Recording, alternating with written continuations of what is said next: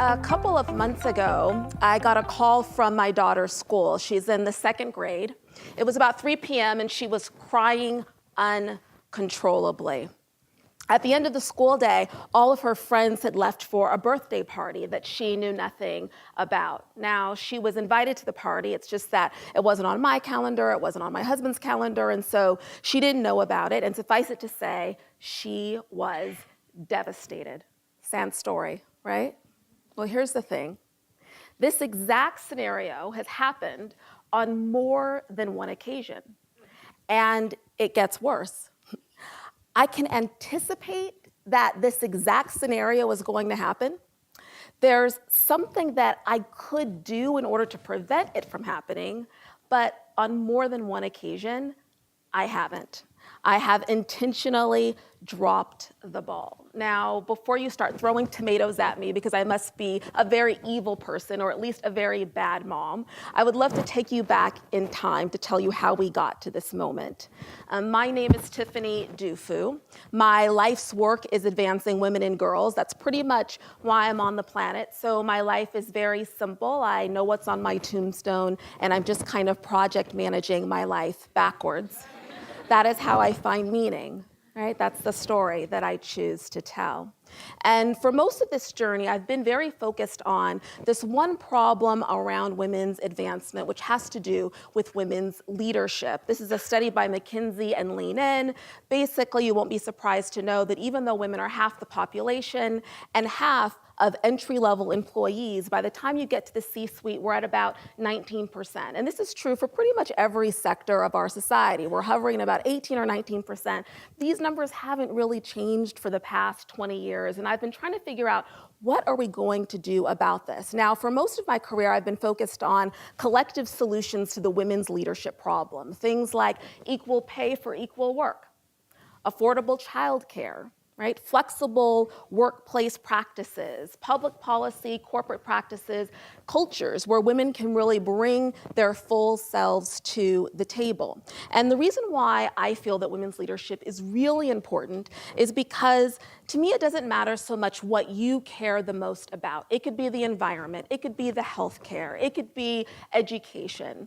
At the end of the day, there are people sitting around tables that look just like this, and nice, sometimes they're marble, sometimes they're wood, but they're usually in big plush leather chairs. And these people at the highest levels of leadership are making decisions that impact every single one of us. For most of our time in this country, though we have a few notable exceptions that we love to celebrate, this group of people sitting around these tables are largely men, they're largely white, they're largely straight and able-bodied and wealthy. And make no mistake, I have a lot of friends who are white and male and able-bodied and straight and wealthy. There's nothing wrong with that group of people.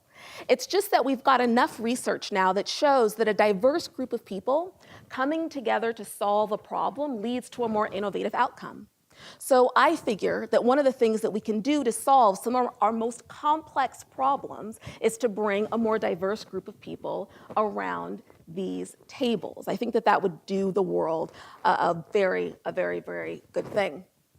The challenge is that although we don't have that many people of color, women, of different disabilities, people from the LGBT community sitting around these tables, I found that these collective solutions, especially about 4 or 5 years ago, started to, in some ways, be insufficient in order for us to solve this problem. And it happened basically because I got very overwhelmed trying to manage the number of requests that I was getting for coffees and lunches and meetings. And many of you might be at a place in your leadership where you're constantly getting pinged and you're constantly getting these kinds of requests. And I decided that I would start saying yes to every single one of them. Now, I do not advise this. It's just that my life's work is advancing women and girls, and so I felt the need to sit down and have a conversation with every woman that reached out to me. And one of the things that I observed in these conversations is that while I was very focused on helping women to aspire to more ambition, to be a CEO, to be a senator, to be a business mogul, most of the conversation was around very personal things, very personal aspects of their lives. And I found over and over again this very direct correlation between a woman's ambition, her desire to be at the highest levels of leadership, and the amount of work or responsibility she felt in her personal life, usually on the home front. And one of the questions that I often got in relationship to this was, to me, a very personal question that had nothing to do with all of the big public policies or corporate practices that I was preaching about, which was, Tiffany, I just want to know, how are you managing all of these things? How are you managing being a wife and being a mother and running an organization and doing things like writing books? And I began to tell my personal story, and in doing so, I had to share what I felt at that time was my dirty feminist secret, which was that for most of my career, even though publicly I was this staunch advocate for women and leadership, that I felt an enormous amount of pressure at home. This is a Time magazine report, and you should go back and look at it, because one of the things that blew me away was this idea that 80% of young women, millennial women, felt that it was important to be the perfect mom. The perfect mom. So not only did I have all of these responsibilities at home, I felt this pressure to execute them flawlessly. And even though I was always talking about how women's roles in the public sphere needed to be disrupted, I was essentially on Stepford Wife autopilot at home, and I didn't want anyone to know this. Now, this autopilot was particularly driven by this phenomenon that I talk about in the book called HCD. This is called home control disease.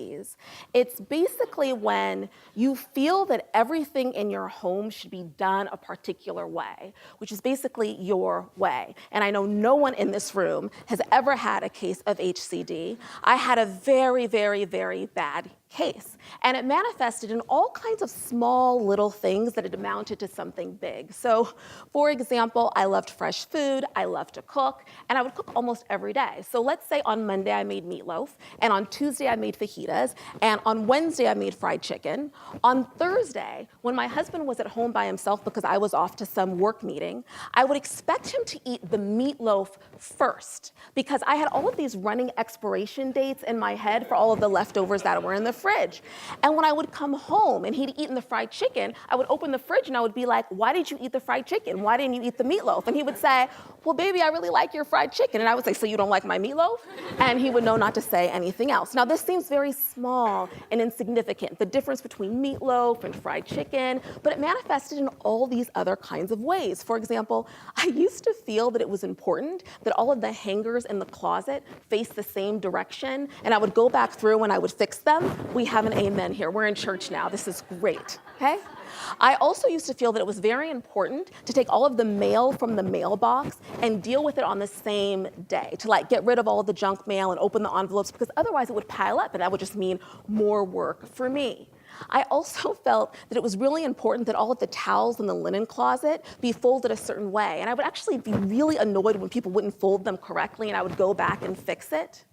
One of the things that was really important to me was that whenever someone sent you a birthday party invitation, that you responded right away.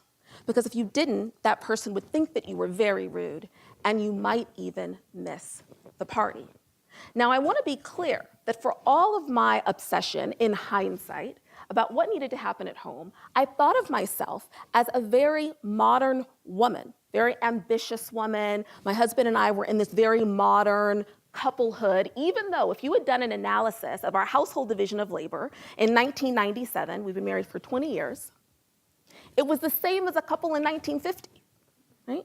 And we never really questioned this. Now, I was able to maintain pretty much flawlessness at home and at work for many, many years, and thought I was so big and bad and in control until this one life-changing event, which was that we had a child.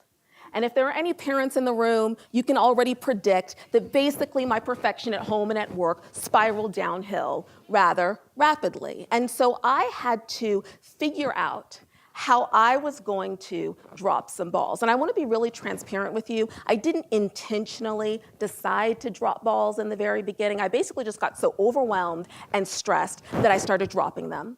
And what I discovered was that the world didn't fall apart. Like, no one came to read me my Miranda rights because I didn't pay the parking ticket. And no one ever called me to say, I'm not going to be your friend anymore because you missed the birthday party. There are three things very quickly that I want to share with you that I had to learn to drop in this journey. The first ball that I had to learn to drop was this unrealistic expectation about who I was supposed to be. Because what I realized is that I had spent a lot of time trying to fulfill different roles. My first role was daughter. Maybe yours was daughter or son. I became a friend. I was a sister. I was a student, a worker. Eventually, I became a wife and a mother. And by default, I put, like many women do, and quite frankly, many men do, the word good in front of all of my roles. So it wasn't sufficient to be a daughter. I had to be a good daughter. It wasn't sufficient to be a student. I needed to be a good student and a good worker and a good friend and a good wife and a good mother. And it turns out that for all of those roles that we play, there's actually a job description. No one ever told us what the job description was, but I promise you, there's a job description for each one of those roles. For example, in order to be a good sister, and I'm the oldest of 4 girls, you have to respond to your sister's text messages within 2 minutes. Otherwise, they'll think that you don't love them, right? In order to be a good mom, you have to be there when your child takes their first step, right? In order for you to be a good husband, you have to aspire to be a breadwinner at all costs. Even the cost of spending time with your family, even the cost of supporting the women in your lives. And so what I had to do was move from being obsessed with performance of these roles to figuring out what really mattered most to me. Where did I find meaning, and how was I going to use that to shape my story? The second ball that I had to learn to drop was this ball about what I was supposed to do. A few years ago, I did a workshop with a group of women. There were about 70 in the room, and it was supposed to be this time management workshop. And I asked all of them to write down everything you expected to complete in an ideal day. And I mean every single little thing. Start with you get up, you go to the gym, maybe you lie in bed for 20 minutes thinking about how you were supposed to go to the gym, right? You get up, you get dressed, you have a commute, you prepare for meetings, every single little thing until you can't think of anything else. And then I asked them to write down next to every single one of those things how long you felt it would take to complete each and every one of those items. And then I asked them to sum the total at the bottom. Well, you won't be surprised to know that not one person in the room had a list that amounted to less than the 24 hours that any of us have in a day, and only half the women in the room had put sleep on their list. And I had in that moment what I call a Tiffany's epiphany. Basically, I thought, well, it's no wonder that so many of us are walking around with such feelings of inadequacy when our expectation about what we're supposed to do, even in one given day, is woefully, woefully unrealistic. It's actually humanly impossible to complete what most of us think we're supposed to be doing in an ideal day, given the 24 hours that we all have. And so I had to figure out, what is my highest and best use? Instead of managing my life on default and just doing all of the things and creating a bunch of to-do lists, what is my highest and best use in achieving one of the things that matters most to me? The third ball that I had to drop was the most ironic ball for someone whose life's work is supporting and helping other people, which is that I had to get over this fear of asking for help. Okay? And it was really, really bad for me, folks. I would say that I was more afraid of asking for help than I was of actually dropping balls. And one of the people that I learned in my drop the ball journey to engage and to get help from was my husband.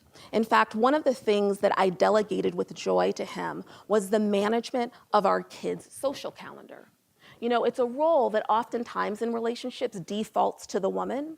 But it turns out that the person who is the social butterfly in the relationship is the person who is often best equipped to manage the children's social calendar. So here's the thing, though. Even though I've been through this drop the ball journey, and it's been really, really rewarding for me, one of the things that I've learned is that the world hasn't quite evolved for women who have dropped the ball, or really families who have. For example, no one ever sends a child's birthday party invitation to their dad.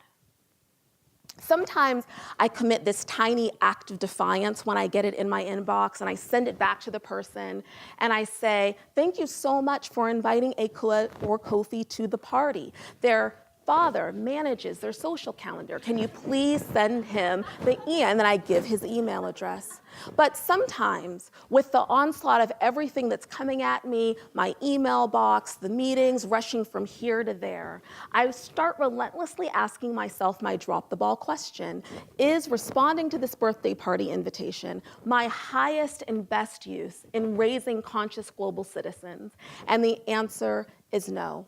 And so I move on to the next thing. And that's how we ended up with this situation in which my daughter missed the birthday party. This is Ekua. She just turned 8 on Saturday. So she had her own birthday party on Saturday. She loves donuts with pink frosting and sprinkles.